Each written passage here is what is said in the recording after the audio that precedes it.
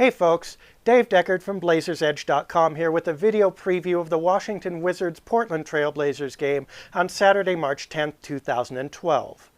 Now normally when we do a game preview, we detail all about Portland's opponent for the night and talk about what the Blazers can do to counter them.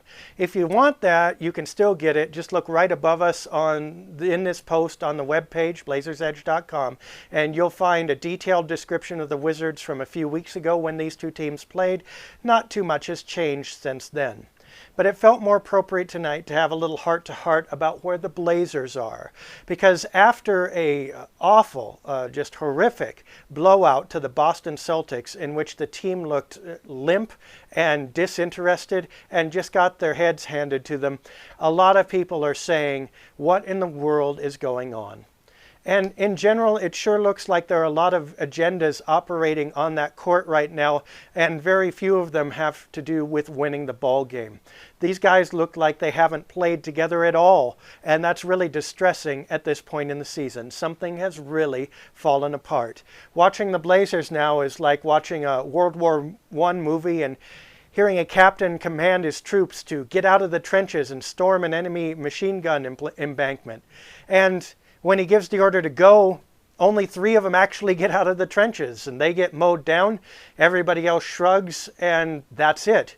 That's exactly what looking at the Boston Celtics matchup last night was. It was just a massacre. It wasn't pretty. It was very dispiriting. Now the knee-jerk reaction, and it was my first one as well, is just to say, hey, why doesn't Coach McMillan play the players who want to play? Why not just get the guys in there who are going to at least throw their hearts into this game? And it's easy to say it might be a good impulse, but when you look up and down this roster, it's pretty thin, guys. You know, you put Nolan Smith in, you put Luke Babbitt in, that's not going to win you any more games. I mean, the talent level isn't there, the experience isn't there, and these guys haven't played with the starting unit or against other teams' starters, so the chances of them actually reversing any trend as far as winning and losing is really, really slim. Plus, by doing that, then you've completely alienated all the players you bench, you've completely called into question their ability and talent and integrity, and you've also made probably the other players doubt your agenda, or at least those other players that you benched will be able to call it into question. It just ends up a big mess. So even though that's the initial reaction and would feel satisfying in some ways, that's probably not going to happen. All Coach McMillan can do is play the hand he's been dealt, even though it doesn't appear to be a very good one at this point. If he hasn't tried to rally the troops, I'm sure he will. I'm sure he did after tonight. I mean, I don't know what his speech is like, but I could tell you what mine would be. I'm just kind of sad. I'm sad for this team. I'm not sad as a fan. I wouldn't be sad as a coach. I wouldn't be sad for me. I'm sad for these players because I think they're professionals and they're talented and they're better than this. My message to them would probably be, look around this locker room. Those are the people that you owe your energy to. Those are the people you owe your effort to. Those are the people that you owe this year of your career to. You don't get many chances in life to succeed at your life's calling. You don't want to let them go by, and you especially don't want to ruin them for anybody else. Who knows how many players in that locker room, this is their last year in the league, and it shouldn't be like this. And it's every player's responsibility to make sure that they step up for each other to make this team everything it can be. Even if that's not world champions, so be it. It's kind of like a workout, you know. When you go to work out, you can finish strong, you can finish, poorly, just as long as you finish. The worst thing that you can do is quit, because that becomes embedded in you. And as soon as you do it once, it's easy to do it twice. And as soon as you do it a couple times, you'll never succeed again.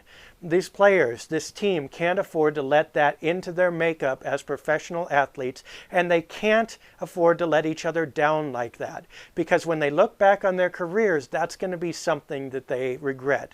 So my message would be, look around, band together, do everything you can, win or lose, to make sure that you've left it on the court. Now, would that speech work? Is that sentiment going to work? Regretfully, probably not. It's awfully hard to make players make the team mean something or the uniform mean something when they don't feel a part of it. And I'll tell you the truth, it feels like we've got some players on this team who don't feel a part of this team. And I'm not just talking in terms of playing time and touches. I'm talking about not having been in this uniform long enough or in the organization long enough to know what it's all about. I'll tell you the truth, as a fan, this is the first time I've ever looked at any Portland Trail Blazers and said, those don't really feel like Blazers to me. Everybody who's ever come through this organization has felt like part of this family. Whether they were here a year like a Luke Schencher or, Sergio Rodriguez for his ups and downs, he felt like a Blazer. Rudy Fernandez too. Even the guys you didn't like, J.R. Ryder was a Blazer. Rasheed Wallace was a Blazer. You felt that that was in them. You felt that they were part of this team for good, bad, or indifferent. But I'm looking at these players and I'm just not seeing it. I realized this the other day. When I look out on that floor, I see players that I don't consider real Portland Trail Blazers. And that's a sad experience. It's kind of a soulless experience watching this team. And I've never had it before in all my years of observing them. So, things probably have to change. It's probably time for a rebuild. It's probably time to either give players longer contracts or get some players in here that you can trust enough to keep with the team a while. I think this experiment of having one-year guys or short-term guys brought in just for purposes of bolstering the roster and seeing what they can do, at least in this incarnation, has failed. It is time probably to rebuild. I think we all realize that. But in the meantime, it wouldn't hurt if they won a few games, including this one against Washington tonight. So here's hoping that this gets better. Here's hoping this team finds something inside them and each and every player finds at least enough pride to show up on that court tonight. We'll see. If the Blazers lose this game, it's going to be a nuclear-level disaster. This road trip has the potential of going 0-7 at that point, and that's something that nobody anticipated, and I don't think it's a thing that the team will survive intact. So let's hope for a win. Let's hope for at least getting a little bit back on course. We'll see how it goes. Good luck. Have fun watching the game.